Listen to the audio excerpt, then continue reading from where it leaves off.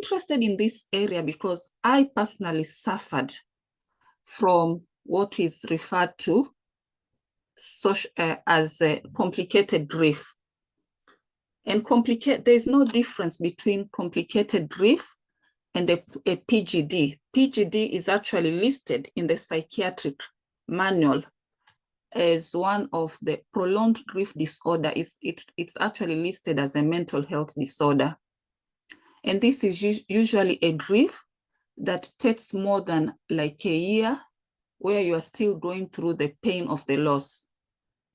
And that actually needs like psychiatric help, or sometimes it also needs like a mental health practitioner.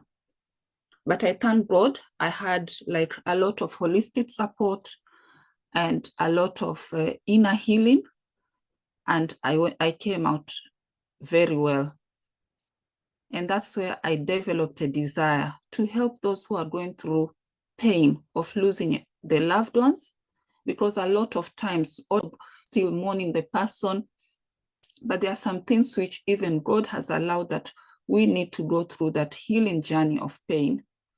Losing a loved one, I eventually fully healed, and now I can actually walk those who are also going through this journey.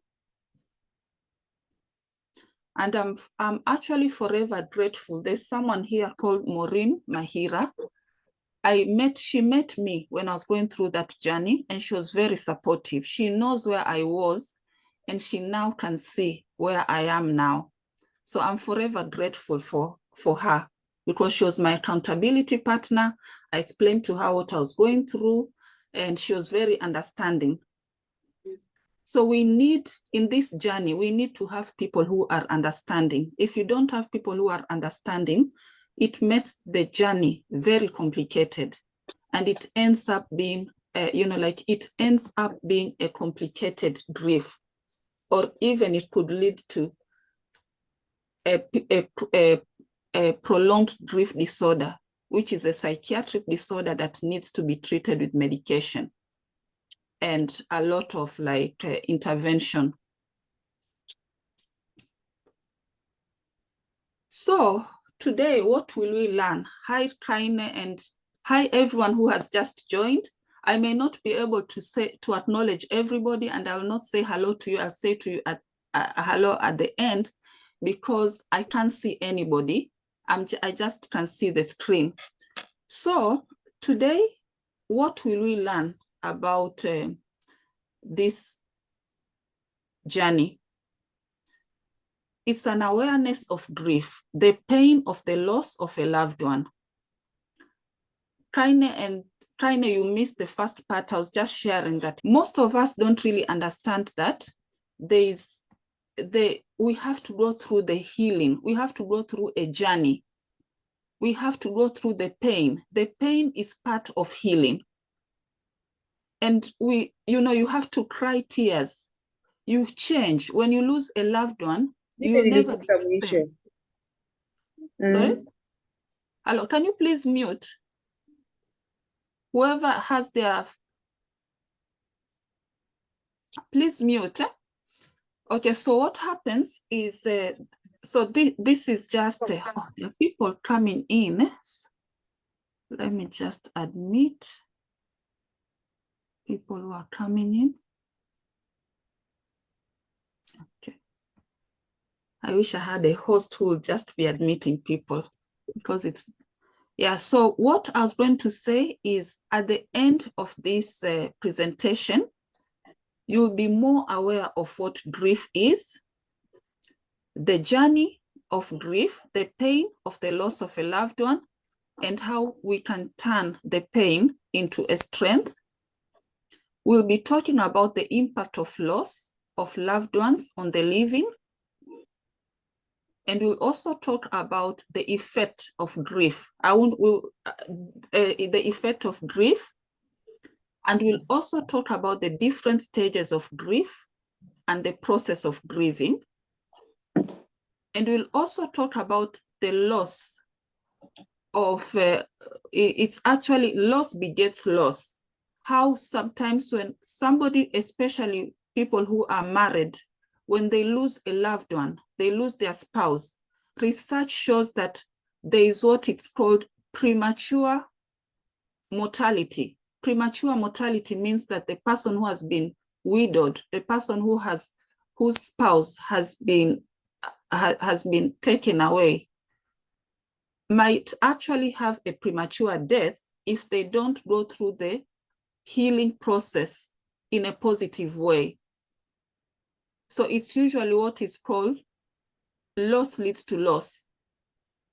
It's a research that has been undertaken. I don't really like saying it because it scares people when they hear, oh, you mean if I lose my husband, if I lose my wife, then I'll also die. No, all it means, the kind of grieving, it's dependent on how you are grieving. But that is a research that has been undertaken, and I thought I should actually highlight it.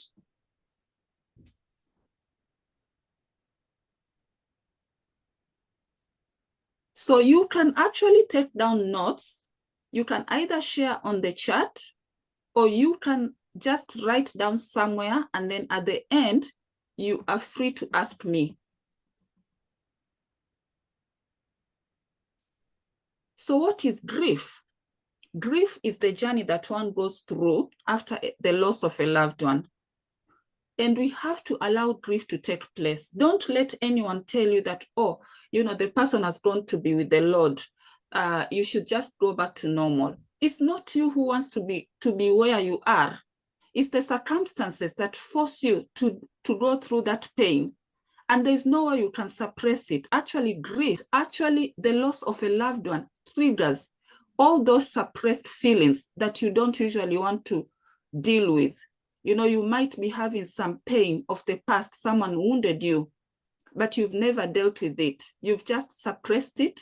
But when you're going through the loss of a loved one, when you're going through that grief, that is where you cannot, there's no defense mechanism that will help you to hide what you are going through.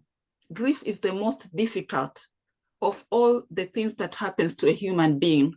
People go and give birth to babies, and it's so painful, and they're like, oh, but then next year again, you find them pregnant, they're having a baby. That pain is just forgotten. But grief is one of those pains. You know, losing a loved one is one of those pains that remains with us. Even after we have gone through everything, then what happens is we still are thinking about the person who has left us. We are thinking about the, you know, like we are thinking about the good times we had with the person. We are thinking about so many other things. And so it's very important that we have support, because when you don't have support, and you can imagine you are on your own thinking about the loss of a loved one, you are thinking about your husband, you are thinking about your wife, you are all by yourself. It's so easy to just give up. And that's why there's that study about loss versus loss. It's all about when you don't have support, you don't have someone who understands what you're going through.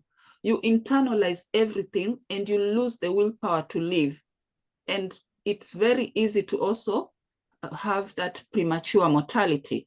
But we really thank God that there's support systems in place. People are more aware, people are visiting counselors, people have therapists.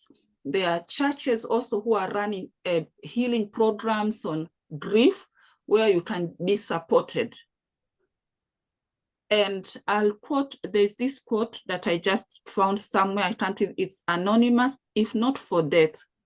No, it's, I think, Mother Teresa, if not for death, we would not appreciate life. Because what also happens is when somebody loses a loved one, you look at life with a different lens. You'll never be the same. It changes us. So even though it was a painful experience, losing a loved one, there is that other side of what death does.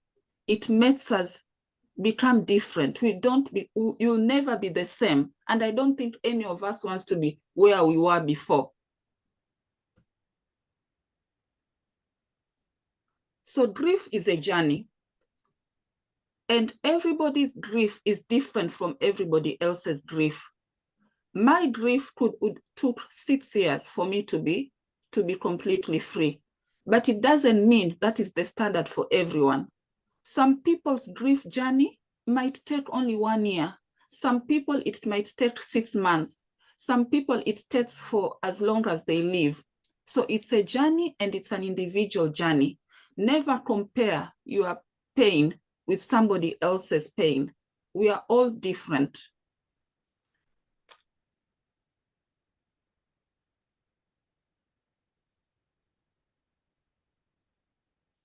So what are some of the characteristics of grief? Grief cannot be avoided. It's a journey because it's a journey that happens immediately after you lose a loved one. So we all have to go through it one way or another. Whether we have lost somebody or we will lose someone in future, it's a journey that we all have to go through it. It depends, your grief depends on the relationship you had with the loved one, with the one who has departed into glory. And sometimes the grief also depends on the circumstances of the loss. If it was something to, like maybe it was a long-term illness, it's very different from grieving someone who was like elderly, someone who had come of age, someone who was like maybe in their 90s. If it was an accidental grief, if the death was caused by accident, that usually leaves a very deep wound. All grief leaves a very deep wound. But when you are not expecting, there's a difference between you are living with somebody and then the next thing you hear is the person is no more. The person you had made plans with the person, will do this and this and this, and then the person is no longer there. That really takes its toll on somebody. And then there's that one where we have aging parents, we have aging grandparents. And sometimes it might also affect you, even though we know that this is a journey everybody goes through. But we are usually in denial, like it's a journey for other people and not for us. So it also leaves a very lasting, painful experience. So all grief is grief, all pain is pain. It doesn't matter. So why should someone go on a journey called grief? Why should one be supported during grieving? So when grief is not supported through bereavement support, it leads to unresolved grief, which affects the inner soul, it affects your body and your spirit negatively. Unresolved grief is another side of trauma. A lot of traumas that I've worked with, a lot of the clients I've worked with, when it comes to trauma, they come to me and maybe they'll tell you, I have this mental health disorder. I don't know what is happening to me. I feel empty. I'm going through this and this. A lot of times can actually be traced to grief. So unresolved grief can actually lead to trauma. And I usually say that unresolved grief is no different from trauma. But that's just me. So what are the effects of unresolved grief? Physical sickness. Why do we get physical sickness? It's because our emotions, if they are not regulated, if it affects every aspect of our psyche, it affects our health, it affects our sleep, it just affects the whole thing, the whole science, the whole biology. And it can also, because of the emotions not being regulated, it can affect us in a negative way, like weight issues, because sometimes when you lose a loved one, you feel like there's a void. And when there's a void, you want to fill that void with something else. And most of us will turn to food. And it's usually not healthy choices. You eat whatever is there. I'll give an example, like I've always been someone very skinny, very, very skinny.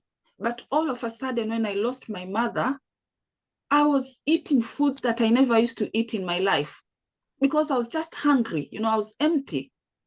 So this is what happens, because it's a process, it's a journey, but when you're not really being supported, it can tip the scales.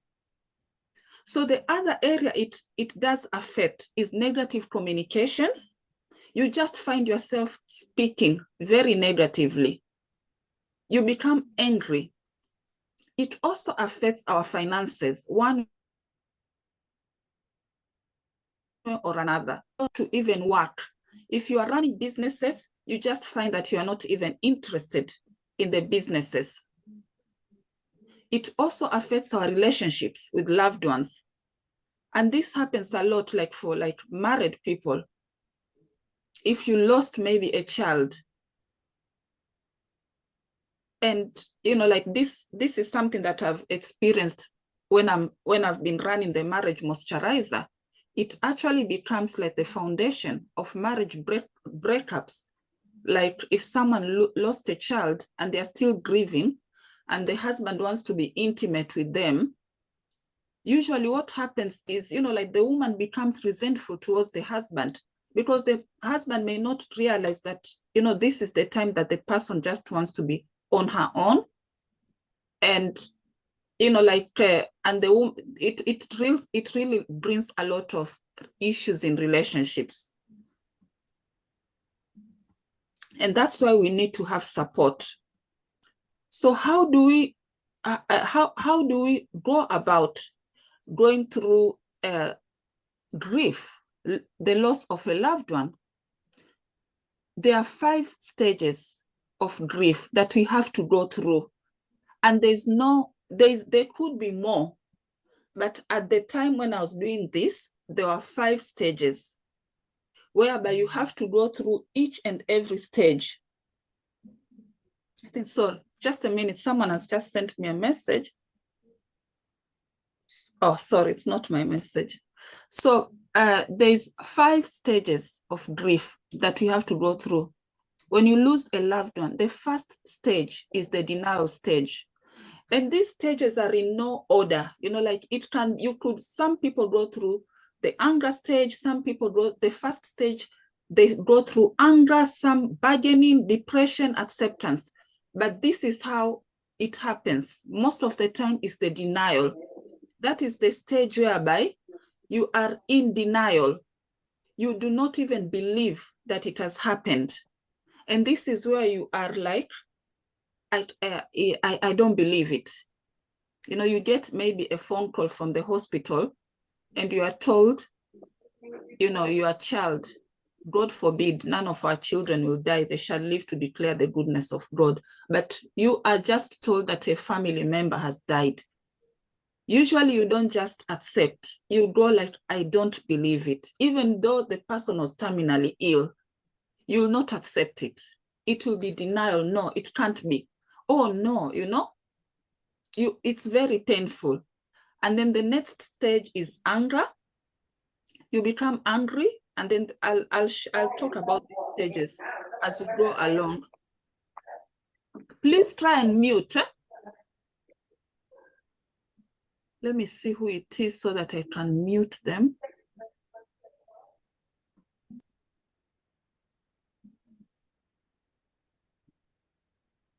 Oh, wait.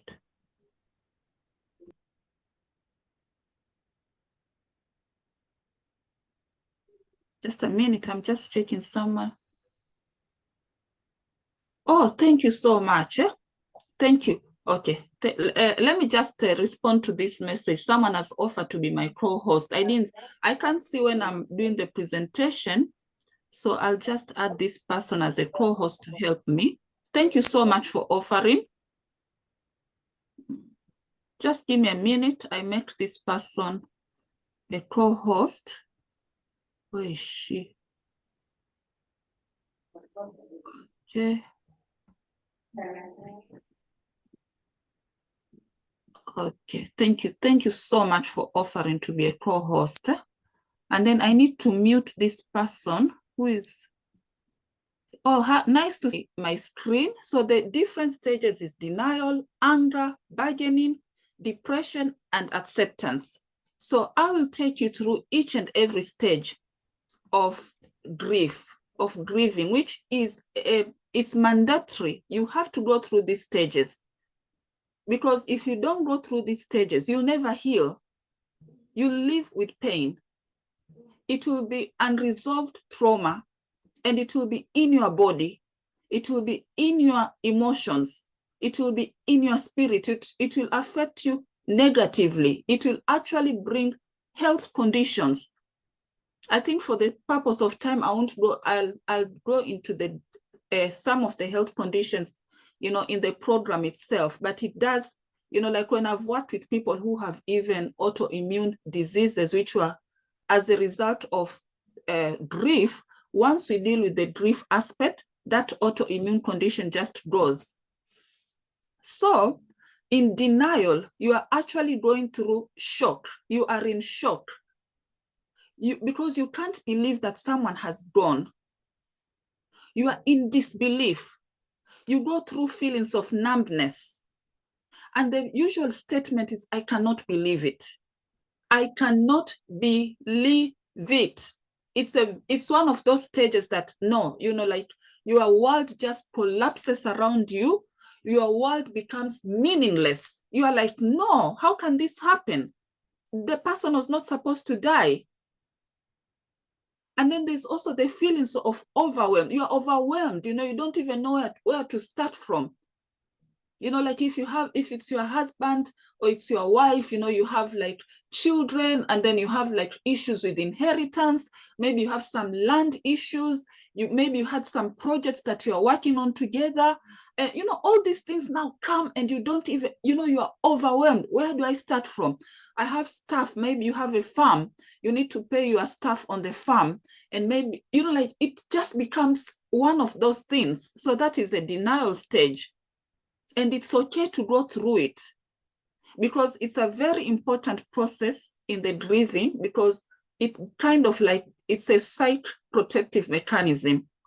It kind of protects you because the feelings are so big, humongous, I would say, that even when you're going through that denial stage, it's one way of like, you know what, I don't believe it has happened, because you don't want it to be part of your makeup.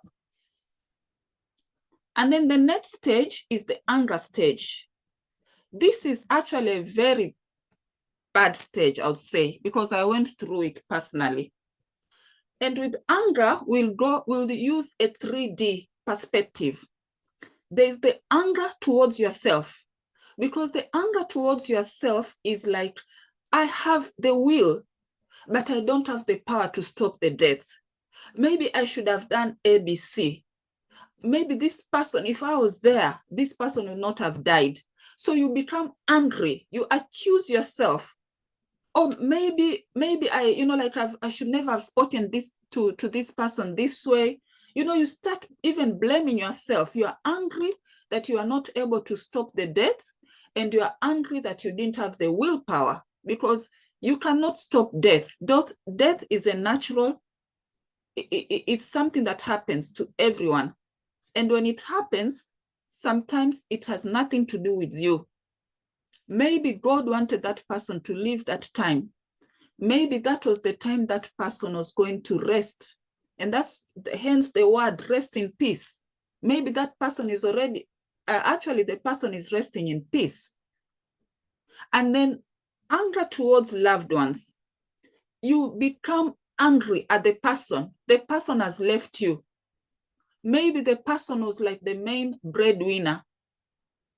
Maybe the person, like you had like a business partner, a lot of things in partnerships.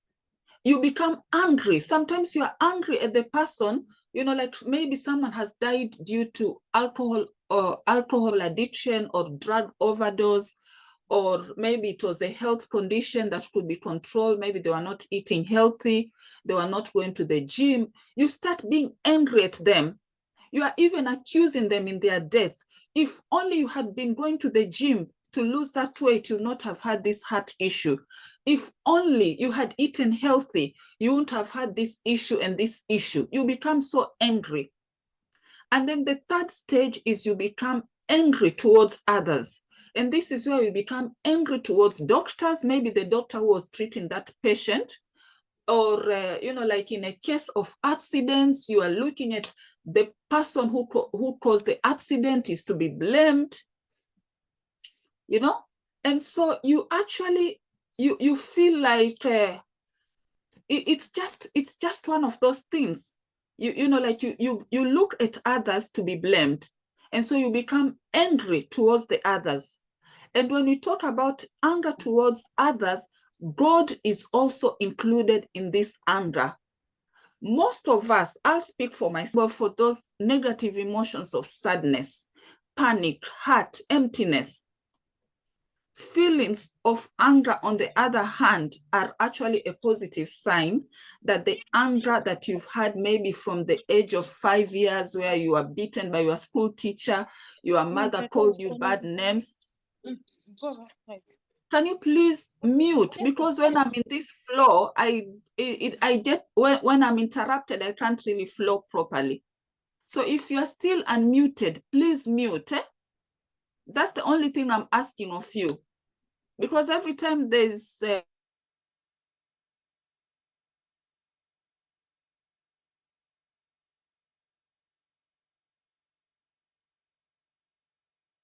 I'm even unmuted. So can you hear me? I think I was muted. Are you able to hear me? Yes. Yes, we can hear you. Okay, thank you. So what I'm saying is, anger is actually a positive sign, because what happens, it works on dealing with those emotions we've had since childhood. Some of those emotions that we have suppressed, because, we went to schools where your teacher didn't talk to you nicely, but you couldn't talk back at the teacher, and you suppress that anger. Maybe somebody in the neighborhood hit you and you couldn't hit back because they were too big and you are too small. You suppress that anger. So once this happens and you're angry, you're actually dealing with that emotion that was there. And that's why you find that someone behaves in like, oh my God, this person has lost a loved one, but that anger, where is this anger coming from? We are looking at the anger on the surface, but it's actually the anger from so many years which has been brought up to the surface. And then after anger, there's now the bargaining stage. And this is where we have the what if statements. Like what if? Like we even start bargaining with God, like what if you can bring this person back? Or what if I had maybe done this? This would not have happened. If only statements, if only I could do this. And these are usually as a result of feeling guilty. It's not your fault. Never feel guilty for somebody's demise.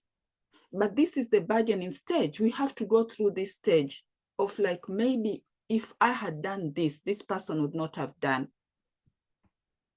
And then there's the next stage, which is depression. And this is whereby a lot of the mental health, you are going through the depression stage. Try and manage that grief through bereavement support. If you have a counselor you are seeing, good. If you have a therapist, good. If you want to go on a bereavement journey, please do it. Do not rush. Challenge. That is part of the 5 steps. And then there's the step which is now acceptance. Acceptance does not mean that you accept the death of that you accept. The acceptance stage is accepting that the loved one is gone. The loved one will never come back again. Let me release the loved one. Let me let them rest in peace. Let me just accept that this person has gone to be with the Lord. And now I just have to close the door. Not, because sometimes we are like, maybe they'll come back. you know, like maybe something, a miracle will happen. And we can do this through, you know, remembering the memory, the blessed memory of the loved one. We can go through recollections. We can go through reorganizing and reintegration. So we come to the end, and then we'll have questions, and then we'll have look at the next steps. So I am done. I'm done with the presentation. And if you have any questions, please feel free to ask. Is there anyone who has a question? Is this speaking to any of you?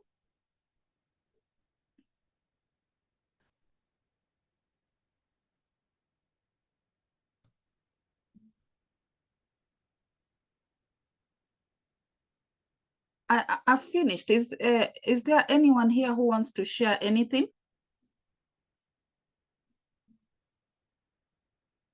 Before we go to the next steps, you can raise your hand. No, the PowerPoints are their intellectual property. I don't share them. Unless if I'm working with you, like on a support journey. Thank you for asking. Is there any questions? Hi, Kaine, nice to see you. Stella, nice to see you. Welcome. Mary Kihara, welcome. Sorry, I didn't acknowledge you because I just had the full screen, so I couldn't see anyone who was coming after I'd started presenting. So what I want to say to you is this. Some of you are going through, especially the stage of depression, because you are alone, you are lonely, you are isolated. People don't even understand what you're going through. You need to find a support network. You need to heal. I work with the people who are going through, I do work in inner healing. I work with people who are going through pain of the heart. And a lot of the times I find myself dealing with the grief wound. And that's why I realized that I need to start doing these grief healing programs, so that before you even come and do the inner work, because there's other areas of your life that need to be healed, but grief really occupies a lot. So if grief is dealt with, it's a root. If we deal with that root of grief, then your healing journey also becomes smooth.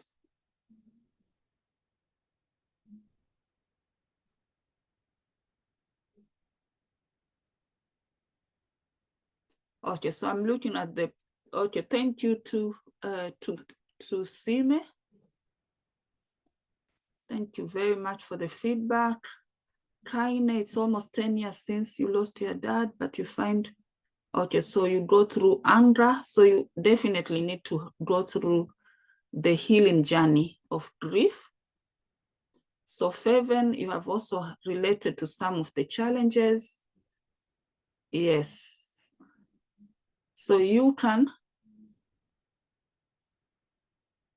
Okay, so Maureen is asking if one skips one stage, it's one stage, does it mean they'll have to start the journey? No, from the beginning. Each stage is individual. You can, some people don't even go through the you know, this is just like a framework. Some people go through the anger stage and they don't go through the bargaining stage.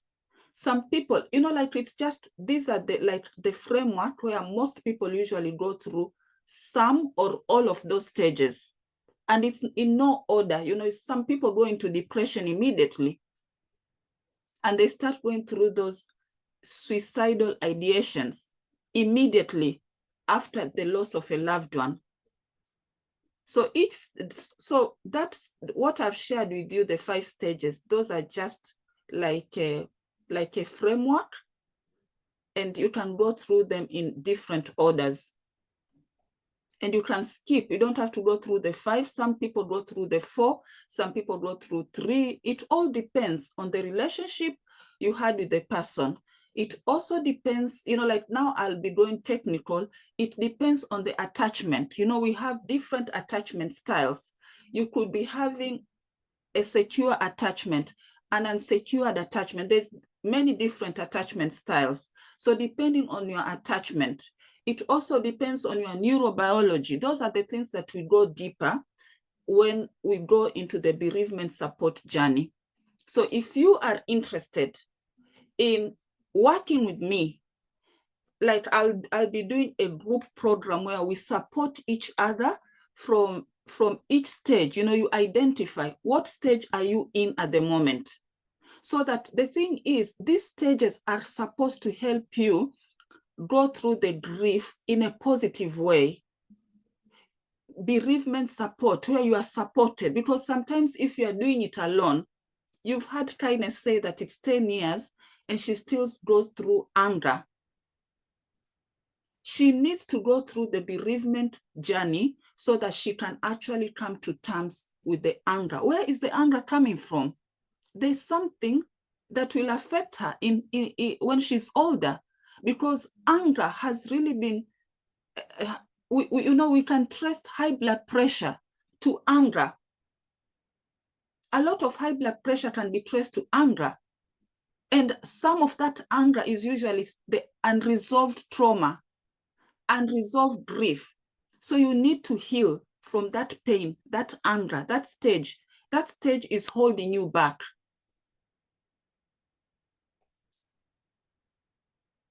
Some of the cancers have actually been traced to grief. Some of the heart, like cognitive, they have also been traced to grief. Mental health disorders, and even in prison, people have broken the law. It's one of the effects of grief. A lot of men start breaking the law, and they end up in prison. If you go to the prison, if you speak to any counselor who works with prisoners, they will tell you that some of those people, when you trace back to what happened to this person, why did this person all of a sudden start stealing? It is related to grief, because they didn't get the chance to go through the bereavement journey. They did not go through the stages positively. And that is why the emotions. Remember, I talked about negative emotions. Negative emotions, some people even tell you they hear voices, someone telling them, oh, you can steal, no one will see you. You end up in jail. Some people even end up having sexual addiction. Sexual dysfunction is very common. When I'm treating patients with sexual dysfunction, sometimes grief, it can actually be traced to grief. So grief is very deep unless you deal with the root. It's one of the roots of the inner heart.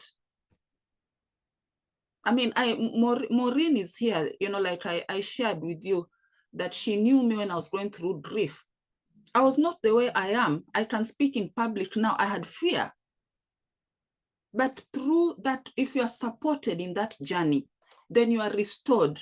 You go back to what God created you to be.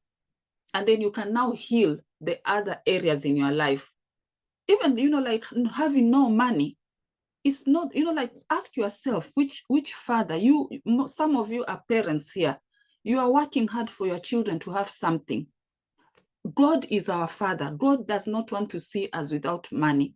When you are having constant issues with money, sometimes you need to check, to look back and find out, when did this money problem start?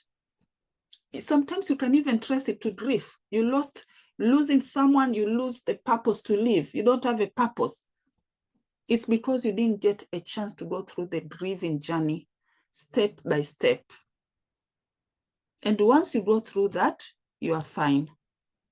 So I think if you don't have any questions, I'm just going to give you one of the techniques, one of the exercises that neuroscientists use. It really helps, you know, like it just helps to kind of detoxify your system. So would you like to do it with me? It's a deep breathing exercise. If you are interested in that exercise, just you know, like either type in the chat and say yes, yes. If not, you don't have to do it. You can watch others doing it. It's just a release of tension. It does help a lot. Thank you, Kaine. So it's only, oh, thank you, Feven. Anyone else? Yeah, an hour, we finished, we are done. Thank you so much for coming. You've got my email address. If you'd like further support, I will be starting a class in October. So please reach out and then I'll give you the details on how you can work with me. Ladies and gentlemen, sorry, Mr. Tusime. You know, I'm so used to being with ladies. So Mr. Tusime, and there's also Opio, Patrick Opio, and the other men who are here, I'm really sorry. It's because, you know, like when I work on the marriage moisturizer, I was working with ladies. So I'm just so used to addressing ladies. So thank you so much for correcting me. So if you feel that you need support to go through that bereavement support, that's my job. I am here. Feel free to send me an email and I'll let you know how I can support you. And I just pray, Father, that you'll rest the souls of the departed souls. And I speak peace over everyone who has been here this evening, anyone who is still going through grieving, anyone who is still going through the pain. Father, we pray that they will find peace in the blood of Jesus Christ, in your name. And I just speak peace. So ladies, thank you so much. Amen. Thank you so much, ladies and gentlemen. And it's my pleasure to work with you. If you feel that you want to find out more, please feel free. You can send me a direct message now, or you can send me an email. I'll also follow up with you just to check how you are doing. So we come to the end. Good night. Good night. Good night. Thank you so much. Appreciate it. You're most welcome.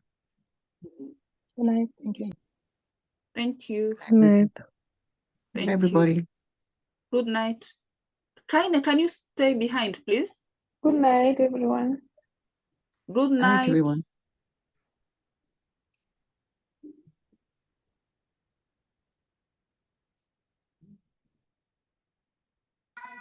Good night. Good night. God bless.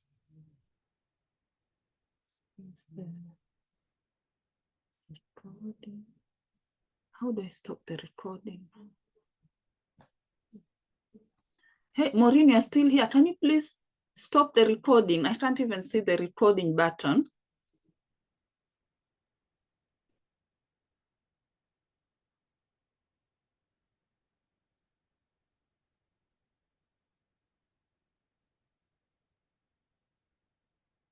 Stop recording.